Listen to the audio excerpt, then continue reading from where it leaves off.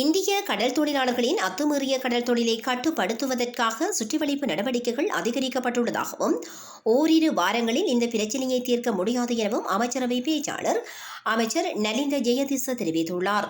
கொழும்பில் நேற்று இடம்பெற்ற அமைச்சரவை தீர்மானங்களை அறிவிக்கும் ஊடக சந்திப்பில் வைத்து நலிந்த ஜெயதிச இதனை குறிப்பிட்டுள்ளார். இது நீண்ட காலமாக நிலவும் பிரச்சினையாகும்.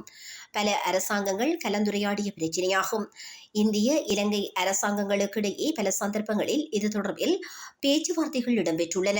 இதன்படி புதிய அரசாங்கம் ஆட்சி அமைத்ததன் பின்னரும் இந்த விடயம் தொடர்பில் கலந்துரையாடப்பட்டுள்ளது. இந்த பின்னணியில் இலங்கை கடற்படை சுற்றி வளைப்புகளையும் கைது நடவடிக்கைகளையும் அதிகரித்துள்ளது. அதே நேரம் இந்த விடயம் தொடர்பில் இந்தியாவுடன் தொடர்ந்தும் கலந்துரையாடல்கள் இடம்பெறுகின்றன. எவ்வாறு இருப்பினும் எதிர்வரும் ஓரிரு வாரங்களில் இந்த பிரச்சினைக்குரிய தீர்வை பெற்றுக்கொள்ள முடியும் எனவும் நினைக்கவில்லை. இலங்கையின் கடல் வளத்தையும் கடல் தொழிலாளர்களையும் பாதுகாப்பதே எமது பிரதான இலக்காகும். இதனை அடிப்படையாக கொண்டே பேச்சுவார்த்தைகளும் பாதுகாப்பு நடவடிக்கைகளும் முன்னெடுக்கப்படுவதாக அமைச்சரவை பேச்சாளர் அமைச்சர் நலிந்த ஜெயதிச தெரிவித்துள்ளார்.